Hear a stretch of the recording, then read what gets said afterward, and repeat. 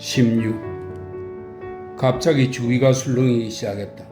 군중이 수군거리며 몰려들었다가 다시 양옆으로 갈라지더니 음악 소리가 울려 퍼지는 가운데 양쪽에 늘어선 사람들 사이로 군주가 들어왔다. 연회를 주최한 부부가 그를 뒤따랐다. 군주는 만남의 이 첫 순간으로부터 서둘러 벗어나려는 듯 좌우로 고개를 끄덕이며 빨리 걸었다. 악사들이 당시 그를 위해 쓴 가사로 널리 알려져 있던 폴로네즈를 연주했다. 가사는 이렇게 시작되었다. 알렉산드르여, 엘리자베타여, 우리는 당신들에게 매혹되었습니다. 군주가 응접실로 들어가자 사람들이 문가로 몰려들었다. 표정이 달라진 몇몇 인물이 황급히 들어갔다가 나왔다. 사람들이 다시 응접실 문에서 물러났다. 응접실에서 여주인과 이야기를 나누는 군주의 모습이 보였다. 당황한 모습의 청년 하나가 귀부인들을 떠밀며 옆으로 비켜달라고 청했다. 몇몇 귀부인들은 사교계의 규범을 까맣게 잊은 얼굴을 하고 옷차림을 망치며 앞으로 몰려들었다. 남자들이 귀부인에게 다가가 폴로네즈의 짝을 짓기 시작했다. 모두가 양옆으로 갈라서자 군주가 미소를 머금고 박자와 상관없이 여주인의 손을 이끌며 응접실에서 나왔다. 군주의 뒤를 주인이 에메이 나리시키나와 함께 따랐고 그 뒤를 공사들과 대신들과 장군들이 따랐다. 베론스카이는 잠시도 입을 다물지 않고 그들의 이름을 알려주었다. 절반 이상의 귀부인들이 파트너를 구해 폴로네즈를 추거나 출 준비를 하고 있었다. 나타샤는 파트너가 없어 벽 쪽으로 밀려난 소수의 귀부인들 틈에 어머니와 소냐와 함께 자신이 남은 것을 느꼈다. 그녀는 가녀린 두 팔을 늘어뜨리고 서서 겨우 알아볼 수 있는 가슴을 고르게 들먹이며 숨을 죽인 채 겁에 질린 빛나는 눈으로 앞을 바라보고 있었다. 더할 나위 없이 큰 기쁨과 더할 나위 없이 큰 슬픔에 모두 준비된 표정이었다. 군주도 페론스카이가 가리킨 중요한 인물들도 그녀의 마음을 끌지 못했다. 그녀에게는 한 가지 생각뿐이었다. 정말 아무도 나한테 와주지 않으려나? 정말 나는 첫 번째 사람들 틈에서 춤을 추지 못하는 건가? 정말 이 모든 남자들이 날 보지 못하는 건가? 지금 저 남자들은 나를 보지 않는 것 같아. 날 본다 해도 저 여자는 아니야. 딱히 볼 게 없잖아. 라고 말하는 듯한 표정으로 보고 있어. 아니야, 그럴 리 없어. 그녀는 생각했다. 내가 얼마나 춤을 추고 싶어 하는지, 내가 얼마나 춤을 잘 추는지, 나와 춤을 추면 얼마나 즐거울지 저 사람들은 알아야 해. 꽤 오랫동안 이어지던 폴로네즈가 이미 나타샤의 귀에는 구슬프게 추억이 되어 울리기 시작했다. 그녀는 울고 싶었다. 페론스카이는 그들 곁을 떠났다.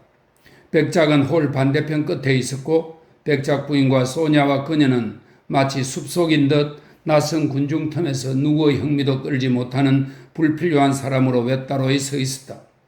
안드레이 공작이 그들을 알아보지 못하는 듯 어떤 귀부인과 함께 곁을 지나쳤다.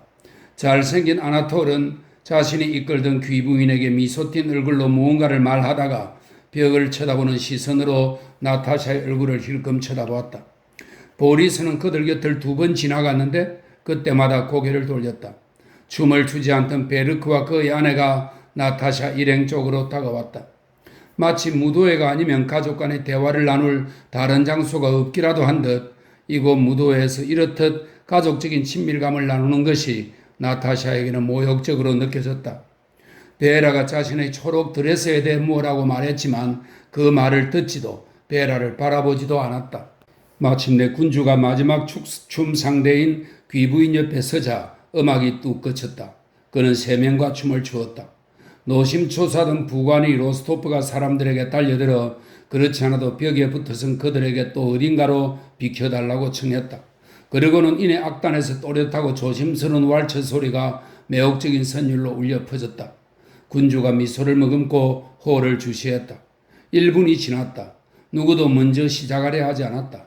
진행 담당 부관이 베조와 백작 부인에게 다가가 춤을 청했다. 그녀는 미소를 지으면서 부관을 바라보지는 않고 들어올린 손을 그의 어깨에 얹었다. 자기 일의 대가인 진행 담당 부관은 자신의 귀부인을 꼭 끌어안고서 자신만만하게 서두르지 않으면서 리듬에 맞춰 처음에는 원의 가장자리를 따라 미끄러지듯 그녀와 함께 나아가다가 홀의 구석에서 왼손을 잡고 그녀를 돌렸다. 점점 빨라지는 음악 사이로 부관의 빠르고 민첩한 다리에서 울리는 규칙적인 박차 소리만 들렸다. 춤 상대인 귀부인의 벨벳 드레스는 삼박자에 맞춰 회전할 때마다 마치 불꽃을 일으키며 펄럭이는 듯 했다. 나타샤는 그들을 바라보다가 왈츠의 그 첫 바퀴를 추는 사람이 자신이 아니라는 사실에 금방이라도 눈물을 쏟을 것 같았다. 하얀 기병대 대령 군복 차림의 긴 양말과 단화를 신은 안드레이 공작은 활기차고 쾌활한 모습으로 로스토프가 사람들에게서 멀지 않은 원의 천열에 서 있었다. 피르고프 남작이 다음날 예정된 국가평의회 첫 회의에 대해 그와 말을 나누고 있었다. 안드레이 공작은 스페란스키와 가까운 데다 입법위원회 활동에 참여하고 있어 다양한 해석이 나돌던 다음날 회의에 대해 확실한 정보를 줄 수 있었다. 하지만 그는 피르고프의 말을 듣지 않고 군주를 보거나 춤출 준비를 하면서도 선뜻 원 안에 들어오지 못하던 남자들을 쳐다보기도 했다. 안드레이 공작은 군주 앞에서 소심함을 보이는 그 남자들과 조마조마하며 춤을 신청받기를 바라는 여자들을 관찰했다. 피에르가 안드레이 공작에게 다가가 그의 팔을 잡았다.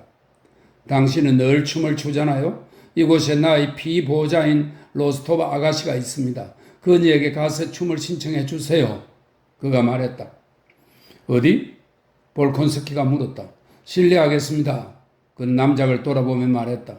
우리 이 이야기는 다른 장소에서 마저 합시다. 무도회에선 춤을 추어야지요? 그는 피에르가 가리킨 방향으로 나아갔다. 절망에 빠져 얼어붙어가는 나타샤의 얼굴이 안드레이 공작의 눈에 들어왔다. 그는 그녀를 알아보았고 그녀의 기분을 짐작했다. 그리고 그녀가 사교계에 처음 나왔음을 알아차렸다. 그는 창가에서 그녀가 하던 말을 떠올리며 즐거운 표정으로 로스토바 백작 부인에게 다가갔다. 당신에게 내 딸을 소개해도 될까요? 백작 부인이 얼굴을 붉히며 말했다. 기쁘게도 이미 아는 사이입니다. 영애가 절 기억한다면 말입니다. 안드레이 공작은 그의 무례함에 대한 페론스카야의 지적에 완전히 상반되게 정중하고 깍듯이 고개를 숙이고는 춤을 신청하는 말을 끝맺기도 전에 나타샤의 허리를 안고자 그녀에게 다가가 팔을 들며 말했다. 그러고는 왈츠를 청했다. 절망도 환희도 모두 맞을 태세로 숨죽인 나타샤의 얼굴이 갑자기 행복과 감사에 넘치는 어린아이의 미소로 환하게 빛났다. 오랫동안 당신을 기다렸어요? 깜짝 놀라고 행복한 소녀는 안드레이 공작의 어깨에 한 손을 올리며 그릉그릉한 눈물 사이로 찬란하게 빛나던 미소로 이렇게 말한 듯 했다. 그들은 원에 들어간 두 번째 상이었다. 안드레이 공작은 한창 때 춤을 가장 잘 추는 사람들 중 한 명이었다. 나타샤는 탁월하게 춤을 추었다. 세틴 무도화에 쌓인 조그만 두 발은 그녀와 상관없이 빠르고 경쾌하게 자기 일을 했고 그녀의 얼굴은 행복의 환희로 빛났다. 그녀의 드러난 목과 두 팔은 엘렌에 비하면 앙상하고 아름답지 않았다. 어깨는 야위고 가슴은 빈약하고 팔은 가늘었다. 그러나 엘렌은 이미 그녀의 몸을 스친 수천의 시선들로 인해 마치 광택제를 발라놓은 것 같았다. 그에 비해 나타샤는 처음으로 몸을 드러낸 반드시 그렇게 하지 않으면 안 된다고 설득하지 않았다면 몹시 부끄러워했을 소녀처럼 보였다. 안드레이 공작은 춤추기를 좋아했다. 또 모두가 자신에게 건네던 정치적이고 지적인 대화에서 벗어나고 싶은 데다 군주의 참석으로 조성된 이 당혹스러움의 원이 불쾌하여 얼른 깨뜨리고도 싶어 춤을 추러 나갔다. 나타샤를 선택한 것은 피에르가 그녀를 지목했기 때문이기도 하고 예쁜 여자들 가운데 그녀가 가장 먼저 눈에 들어왔기 때문이기도 했다.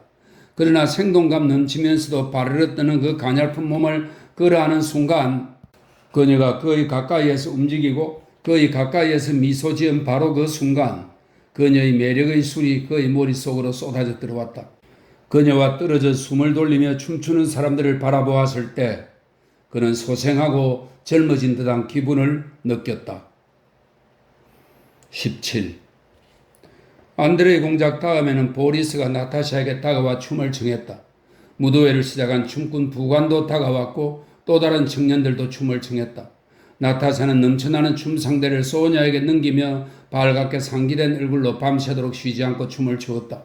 그녀는 그 무도회에서 모든 사람의 관심을 끈 일들을 전혀 알아차리지 못했고 보지도 못했다. 그녀는 군주가 프랑스 공사와 오랫동안 이야기하던 것도 그가 어떤 귀부인과 각별한 호의를 드러내며 말을 나누던 것도, 왕자가 이런저런 행동을 하고 이런저런 말을 하던 것도, 엘렌이 큰 성공을 거두고 누군가의 특별한 관심을 끈 것도 알아차리지 못했다. 심지어 군주도 보지 못했다. 군주가 떠난 사실을 알아차린 것도 단지 그가 떠난 후에 무도회가 더 활기를 띠었기 때문이다. 밤참 전에 안드레이 공작이 다시 나타샤와 흥겨운 코티용을 한 차례 주었다. 그는 그녀에게 오트라노이의 가로수길에서 두 사람이 처음 만났던 것과 달밤에 그녀가 잠을 이루지 못했던 것과 그가 우연히 그녀의 말을 들었던 장면에 대해 상기시켜 주었다. 안드레이 공작이 무심코 엿들은 그녀의 말에 깃든 감정 속에 무언가 부끄러운 것이 있었던 듯 나타샤는 그 기억을 환기하며 얼굴이 빨개져서 애써 자신을 변명하려 했다. 안드레이 공작은 사교계에서 성장한 모든 사람들과 마찬가지로 사교계의 일반적인 자국이 묻지 않은 것과 마주치기를 좋아했다. 놀라움과 기쁨과 수줍음을 숨기지 않는, 심지어 프랑스에서 실수를 하는 나타샤가 그랬다. 그는 각별히 부드럽고 세심하게 그녀를 대했다.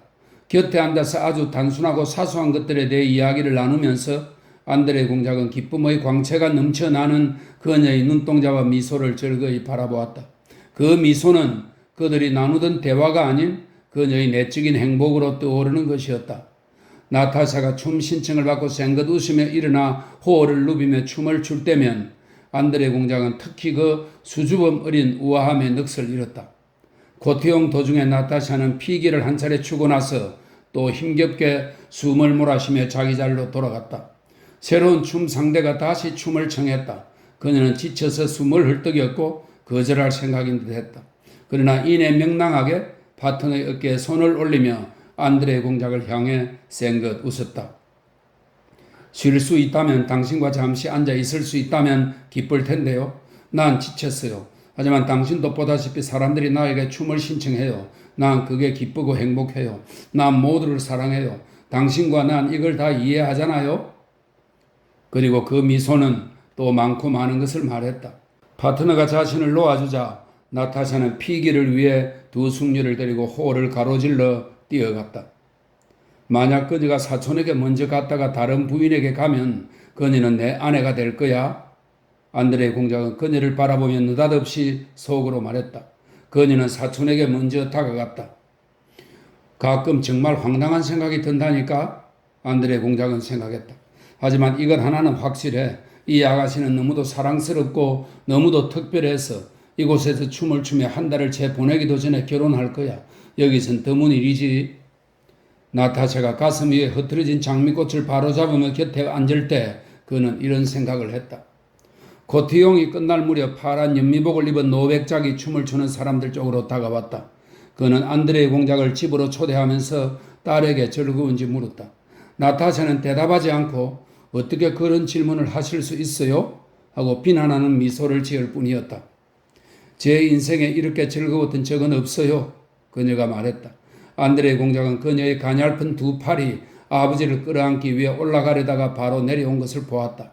나타샤는 이제껏 삶에서 한 번도 맛보지 못했던 그런 행복에 젖어 있었다. 인간이 완전히 선하고 훌륭해져서 악과 불행과 슬픔의 가능성을 믿지 않을 때의 그 행복의 절정에 그녀는 도달해 있었다. 피에르는 그 무도회에서 처음으로 아내가 상류사회에서 차지한 지위의 모욕감을 느꼈다. 그는 침울한 상태에서 넋이 나가 있었다. 이마를 가로질러 굵은 주름 한 가닥이 자리 잡고 있었다. 그는 창가에 서서 누구를 보는 것도 아니면서 안경 너머를 바라보고 있었다. 나타샤가 밤잠 자리에 가다가 그의 옆을 지나쳤다. 그늘이 드리워진 피에르의 불행한 얼굴이 그녀를 놀라게 했다. 그녀는 그를 마주보고 걸음을 멈추었다. 그를 돕고 그에게 자신의 넘치는 행복을 전해주고 싶었다. 정말 즐거워요, 백장님. 그녀가 말했다. 그렇지 않나요? 피에르는 무슨 말을 하는지 이해하지 못한 듯 멍하니 미소를 지었다. 네, 정말 기쁩니다. 그가 말했다. 어떻게 이런 사람들이 무언가에 불만을 품을 수 있을까? 나타샤는 생각했다. 특히 이 베조프 같이 훌륭한 사람이 말이야. 나타샤의 눈에는 무도회에 참석한 모든 이들이 하나같이 서로를 사랑하는 선하고 다정하고 훌륭한 사람들이었다. 누구도 서로에게 모욕을 줄 수 없었고 그래서 모두가 행복할 것이 분명했다. 18. 다음날 앙드레이 공작은 전날의 무도회를 떠올렸다. 하지만 그의 생각은 그것에 오래 머물지 않았다. 그래, 아주 멋진 무도회였어. 그리고 또 그래, 로스토바는 정말 사랑스러워. 그녀에겐 신선하고 독특하고 베테르부르크 적이지 않은 남다른 무언가가 있어. 이것이 전날의 무도회에 대해 그가 생각한 전부였다. 그는 차를 마신 후 자리에 앉아 일을 시작했다. 그러나 피로해서인지 잠을 못 자서인지 일하기에 좋지 않은 날이었다. 안드레이 공작은 아무것도 하지 못했고 자주 그러던 대로 계속 자기 일을 스스로 비판하다가 누가 왔다는 말을 듣고 기뻐했다. 그를 찾아온 사람은 온갖 위원회에서 근무하고 베테르부르크의 모든 모임을 드나들던 비츠키였다. 그는 새로운 사상과 스페란츠키의 열렬한 추종자였고 이런저런 근심으로 여념이 없는 베테르부르크의 소식통이었으며 유파를 옷처럼 유행에 따라 고르는, 하지만 바로 그런 이유로 그 유파의 가장 열렬한 주창자처럼 보이는 사람들 가운데 한 명이었다. 그는 모자를 벗자마자 걱정스러운 얼굴로 안드레이 공작에게 다가와서는 곧바로 말을 늘어놓았다. 그는 오늘 아침 군주가 개최한 국가평의회 회의의 자세한 내용을 방금 막 알고는 그에 대해 감격스럽게 이야기했다. 군주의 연설은 예사롭지 않았다. 그것은 입헌 군주들만 하는 연설 중 하나였다. 폐하께서는 평의회와 원로원이 국가기구라고 곧장 말씀하셨습니다. 통치는 독단이 아닌 확고한 원칙을 토대로 삼아야 한다고 하셨습니다. 재정을 개혁하고 결산보고서를 공개해야 한다고도 말씀하셨습니다. 비츠키는 이런 말들을 유독 강조하고 의미심장하게 눈을 크게 뜨기도 하면서 이야기했다. 그렇습니다.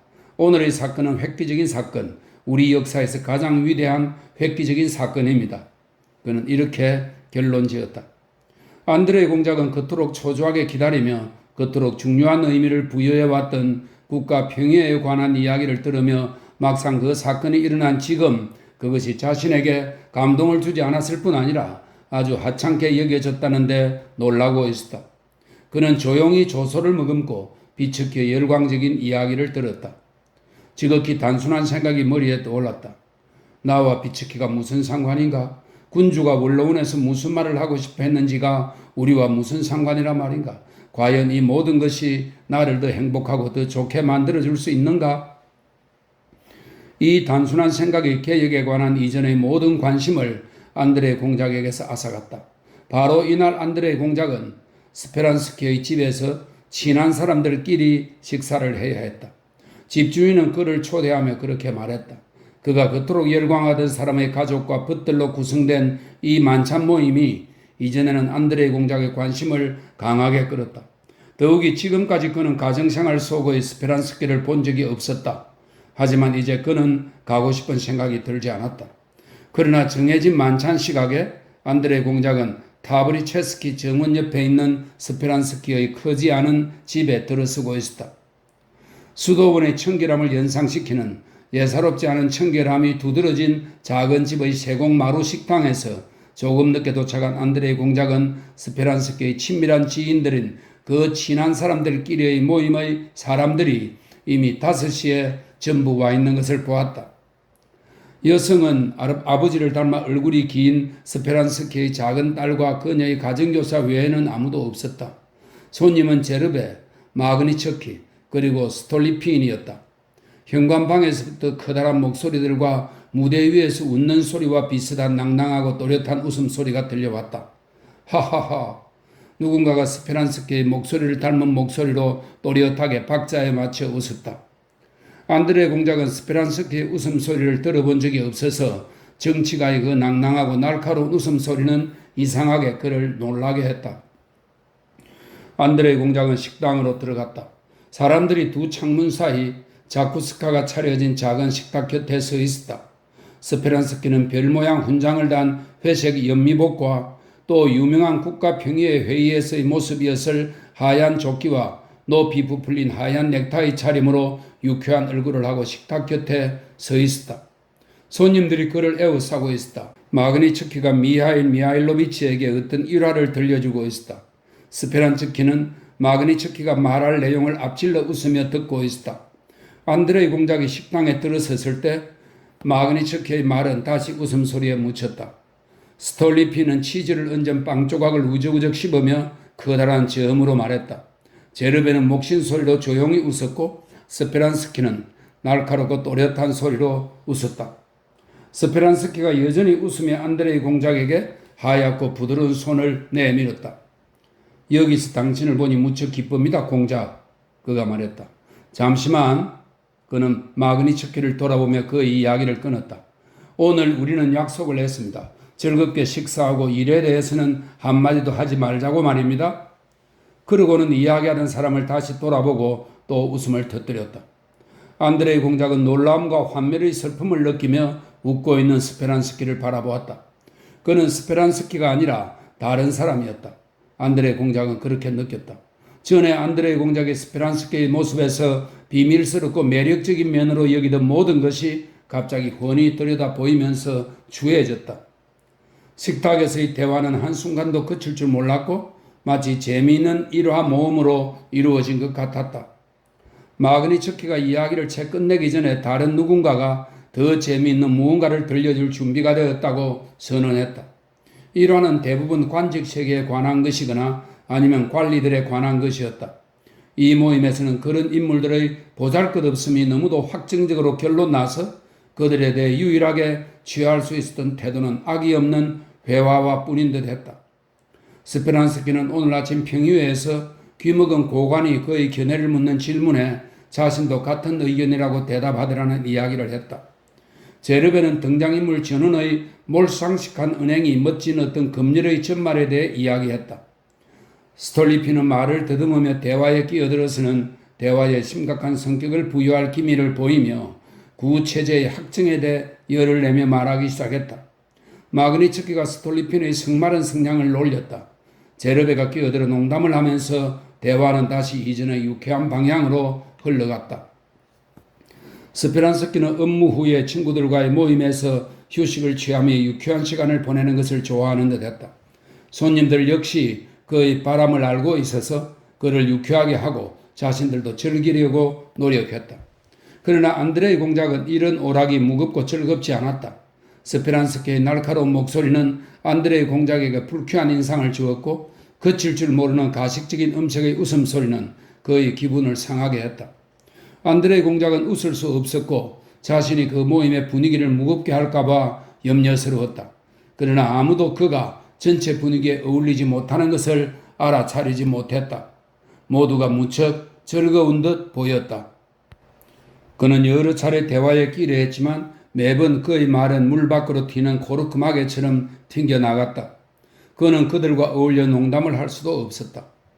그들이 나누는 대화에 저속하거나 부적절한 내용은 아무것도 없었다. 모든 것이 기지가 넘쳐서 웃음을 자아낼 만했다. 그러나 즐거움에 소금을 이루는 바로 그 무언가가 없었을 뿐 아니라 그들은 그런 것이 있다는 것도 몰랐다. 식사를 마친 후에 스페란스키의 딸과 가정교사는 일어났다. 스페란스키는 하얀 손으로 딸을 쓰다듬고 입을 맞추었다. 안드레이 공작에게는 이 몸짓이 부자연스럽게 느껴졌다. 남자들은 영국식으로 식탁에 남아 포트와인을 마셨다. 나폴레옹의 스페인 원정 내의 얘기가 나와서 다들 한 목소리를 내던 중에 안드레이 공작이 그들의 말을 반박하기 시작했다. 스페란스키가 빈긋 미소를 보이고는 대화의 방향을 돌리고 싶은 듯 화제와 관계없는 일화를 꺼냈다. 모두 잠시 입을 다물었다. 식탁 앞에 잠시 앉아있던 스페란스키는 와인의 병마개를 닫더니 요즘은 좋은 술이 부츠를 신고 돌아다녀서 말이에요 라고 말한 후 하인에게 병을 건네고 일어섰다. 다들 일어나서 계속 웅성대며 응접실로 갔다. 스페란스키는 특사가 가져온 봉투 2개를 전달받았다. 그는 그것들을 쥐고 서재로 갔다. 그가 응접실을 나서자마자 전반적인 유쾌함이 싹 가시고 손님들은 신중하고 조용하게 말을 나누기 시작했다. 자, 이제 낭송을 합시다. 스페란스키가 서재에서 나오며 말했다. 놀라운 재능이에요. 그는 안드레이 공작을 향해 말했다. 마그니츠키는 즉시 자세를 잡고 베테르부르크의 몇몇 유명 인사를 대상으로 쓴 익살스러운 프랑스어 자작시를 낭송하기 시작했다. 그는 박수 때문에 여러 차례 낭송을 중단했다. 안드레이 공작은 시 낭송이 끝나기를 기다려 스페란스키에 다가가 작별 인사를 했다. 이렇게 일찍 어디를 가십니까? 스페란스키가 물었다. 야회에 참석하기로 약속했어요. 그들은 잠시 침묵했다. 안드레이 공작은 어떤 접근도 허용하지 않는 그의 거울 같은 눈동자를 가까이 들여다보았다. 그러자 스페란스키와 그와 연관된 자신의 모든 활동에서 무언가를 기대할 수 있었다는 것이, 스페란스키가 하던 일에 중요한 의미를 부여할 수 있었다는 것이 우스꽝스럽게 느껴졌다. 안드레이 공작이 스페란스키의 집을 떠난 후 그 정확하고 유쾌하지 않은 웃음은 오랫도록 그의 귓가에서 울렸다. 집으로 돌아온 안드레이 공작은 지난 4달 동안의 베테르부르크 생활을 마치 새로운 것인 양 되돌아보기 시작했다. 그는 분주히 애쓰며 추구하던 자신의 모습과 군법 기획안에 관한 일을 떠올렸다. 그 기획안은 보고되었지만 아주 형편없는 다른 기획안이 군주에게 이미 제출되었다는 이유만으로 다들 묵살하려고 했다. 그는 베르크가 속해 있던 위원회 회의를 떠올렸다. 이 회의에서 회의의 형식과 진행 과정에 관한 모든 것이 얼마나 열렬히 지속적으로 토의되었는지, 그 바람에 일의 본질에 관련된 모든 것이 얼마나 간단히 다루어지고 말았는지를 떠올렸다. 그는 자신의 입법 활동에 관해 자신이 로마 법전과 프랑스 법전의 조항들을 얼마나 고심하며 러시아어로 옮겼는지에 대해 떠올렸다. 그러다 자신이 부끄러워졌다. 그러고 나서 그는 보구차로브와 시골에서 자신이 행한 일과 리아잔 여행을 떠올렸다. 농부들과 들어온 촌장이 생각났다. 그는 자신이 항목별로 분류한 인권을 그들에게 적용해 보곤 어떻게 그런 무익한 일에 그토록 오래 매달릴 수 있었던 것인지에 대해 놀랐다. 19. 다음날 안드레이 공작은 아직 가보지 못한 몇몇 집을 방문했다. 그 중에는 지난 무도회에서 친분을 회복한 로스토프가도 있었다. 예의상 로스토프가를 방문해야 하기도 했지만 안드레이 공작은 자신에게 즐거운 추억을 남긴 그 특별하고 생기발랄한 아가씨가 집에 있는 모습을 보고 싶었다.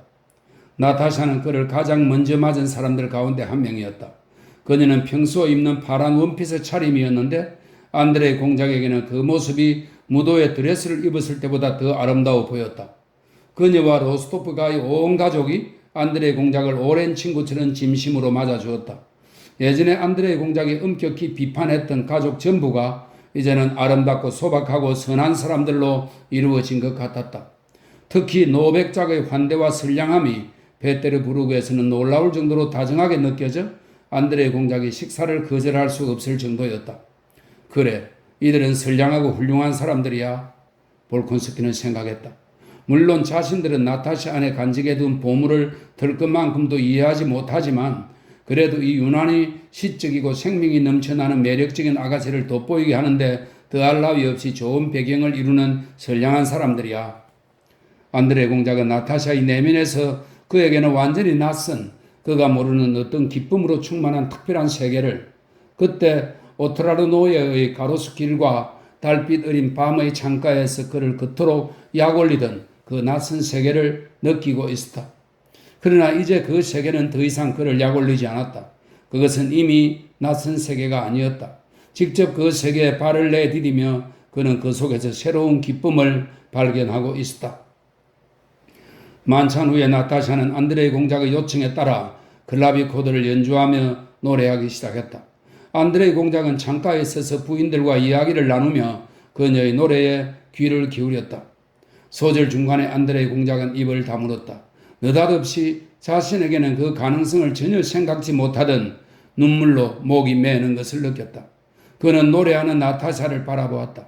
그의 영혼 속에서 새롭고 행복한 무언가가 일어났다. 행복했다. 동시에 그는 서글펐다. 그에게는 울 일이 결코 전혀 없었다. 그러나 금방이라도 울음을 터뜨릴 것만 같았다. 무엇 때문에? 옛 사랑 때문에? 작은 공작 부인 때문에? 자신의 환멸 때문에? 미래에 대한 희망 때문에? 그렇기도 하고 그렇지 않기도 했다. 무엇보다 그가 울고 싶었던 것은 불현듯 생각하게 인식된 그의 안에 있던 한없이 위대하고 불명확한 무언가와 그 자신, 그리고 심지어 그녀의 존재 상태였던 협소하고 육체적인 무언가 사이의 무시무시한 대립 때문이었다. 이 대립이 그녀가 노래하는 동안 그를 괴롭히면서 또한 기쁘게 했다. 나타샤는 노래를 끝내자마자 그에게 다가와 자기 목소리가 마음에 드는지 물었다. 이렇게 묻고는 그 말을 한 후에야 그런 질문을 해서는 안 되었다는 것을 깨닫고 당혹스러워했다. 그는 그녀를 바라보며 미소 짓고는 그녀가 하는 모든 것과 마찬가지로 그녀의 노래도 마음에 든다고 말했다. 안드레의 공작은 밤늦게 로스토프가를 떠났다. 그는 습관대로 잠을 자려고 누웠지만 이내 잠을 이룰 수 없다는 것을 알았다. 그는 촛불을 켜고 나서 침대에 앉기도 하고 일어서기도 하고 다시 눕기도 했다. 불면이 조금도 괴롭지 않았다. 그는 마치 답답한 방에서 자유로운 세상으로 나온 것처럼 영혼 속에서 새로운 기쁨을 느꼈다. 로스토브를 사랑하게 되었다는 생각은 들지도 않았다. 그녀에 대해 생각하지도 않았다. 그저 그녀를 머릿속에 그려보았을 뿐인데 그로 인해 그의 삶 전체가 새로운 빛 속에서 떠오르고 있었다. 내가 무엇 때문에 길을 쓰고 있을까? 무엇 때문에 이 출구 없는 비좁은 틀 속에서 부산을 떨고 있나? 삶 전체가 충만한 기쁨과 함께 내 앞에 열려 있는데 그는 속으로 중얼거렸다. 그리고 많은 시간이 흐른 후 처음으로 행복한 미래의 계획을 세우기 시작했다. 그는 아들의 교육에 신경을 써야겠다고 교사를 구해 아들을 맡겨야겠다고 결심했다. 그 다음에는 퇴직하고 외국에 나가 영국과 스위스와 이탈리아를 둘러보기로 마음먹었다. 내 안에서 이토록 많은 힘과 젊음을 느끼는 동안에는 스스로의 자유를 누려야 해. 그는 속으로 말했다. 피에르가 오라. 행복해지려면 행복의 가능성을 믿어야 한다고 했지. 이제 난 그 말을 믿어. 죽은 자들을 장사 지내는 일은 죽은 자들에게 맡기자. 살아있는 동안에는 살아야 하고 행복해야 해.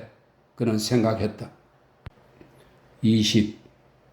어느 날 아침 새로 맞춘 깨끗한 제복을 입고 알렉산드르 파블로비치 군주처럼 구레나룻에 포마드를 발라 앞쪽으로 쓸어내린 아돌프 베르크 대령이 피에르를 찾아왔다.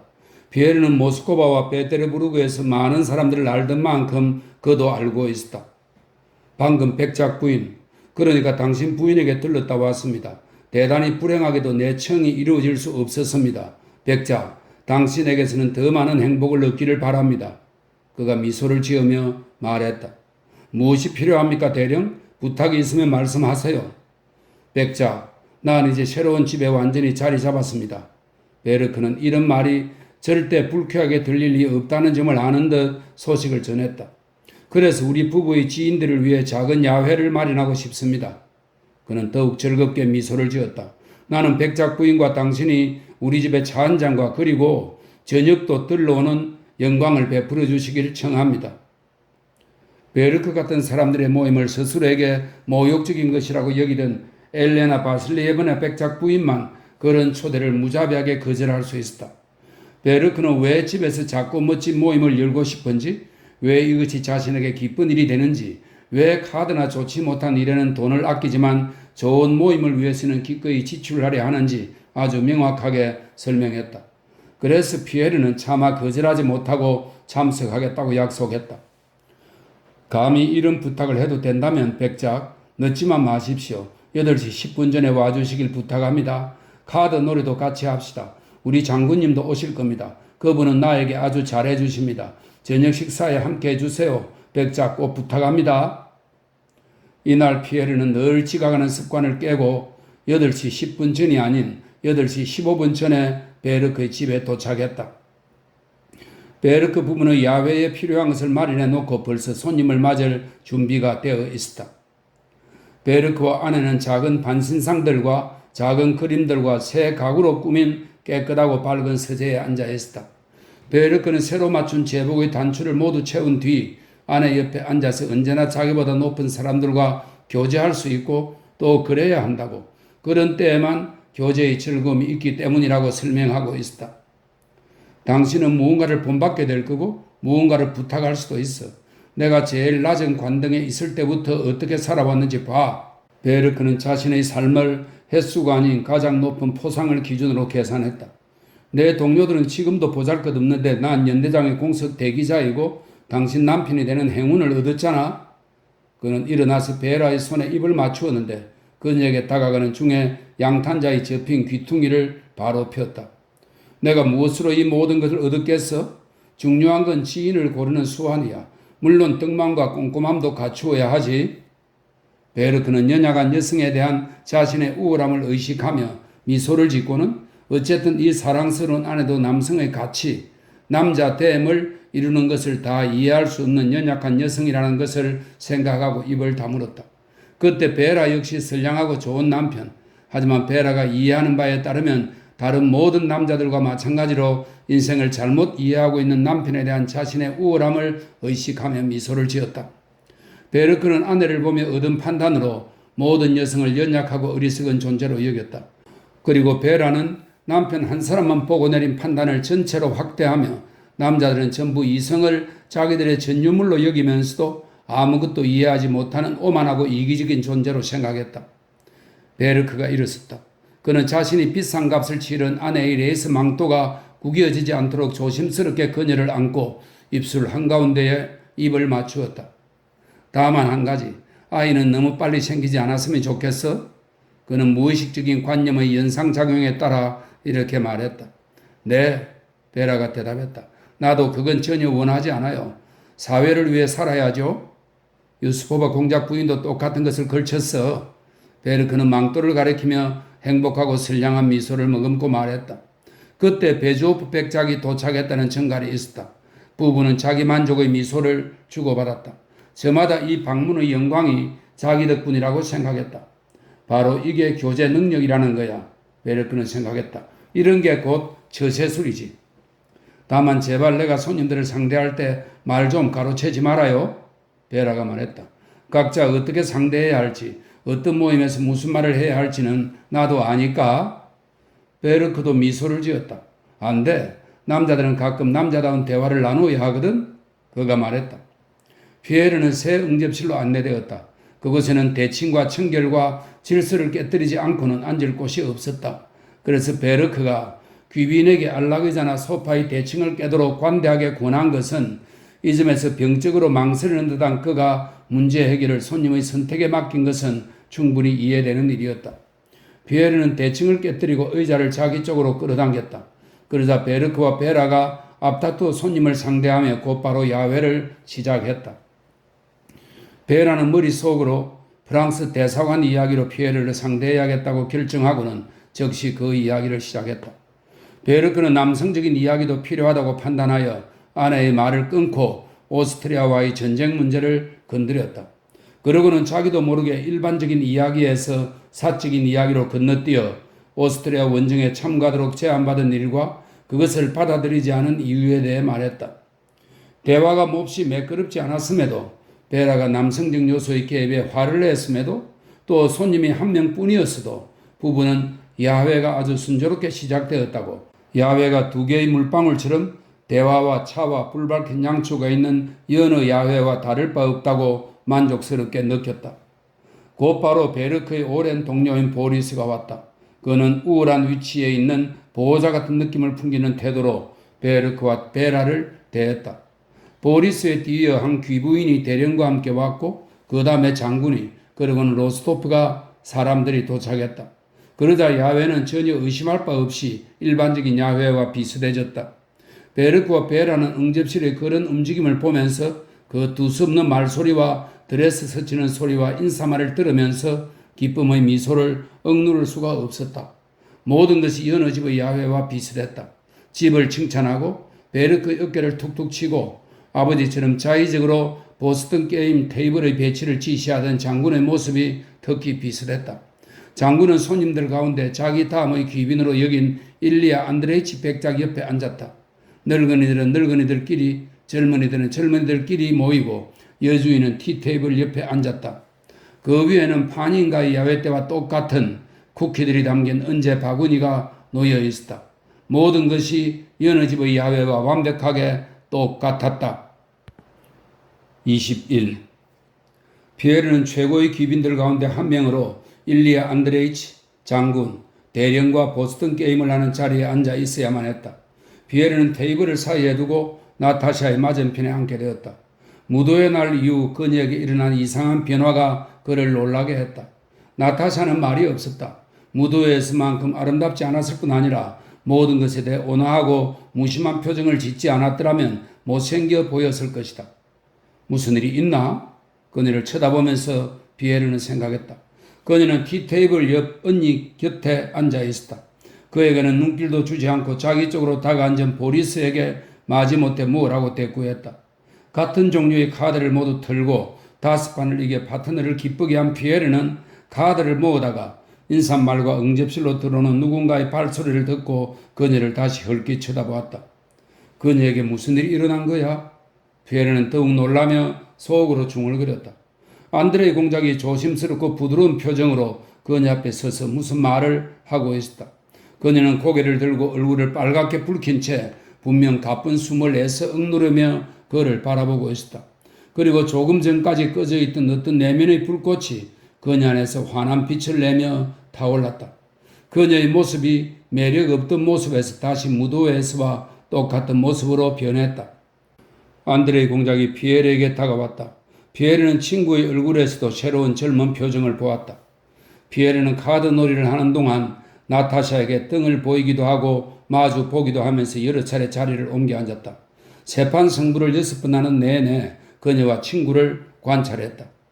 두 사람 사이에 아주 중요한 무언가가 일어나고 있어 피에르는 생각했다. 그러자 한편으론 기쁘면서 또 한편으론 쓰라린 감정이 마음을 뒤흔들어 카드 놀이를 잊게 했다. 세판 승부를 6번 하고 나자 장군이 이런 식으로는 카드를 못하겠다고 하며 일어선 덕분에 피에르는 자유를 얻었다. 나타샤는 한쪽에서 소냐와 보리스와 함께 대화를 나누고 있었다. 베라는 미묘한 웃음을 띤 채 안드레 공작과 무언가에 대해 이야기하고 있었다. 피에르는 친구에게 다가가 대화 내용이 혹 비밀이 아닌지 묻고 그들 옆에 앉았다. 나타샤에 대한 안드레 공작의 관심을 눈치챈 베라가 진정한 야외에는 감정에 대한 미묘한 암시가 반드시 있어야 하는 법이라고 생각하여 안드레 공작이 혼자 있는 때를 포착해 감정 전반과 자기 여동생에 대한 이야기를 나누기 시작했다.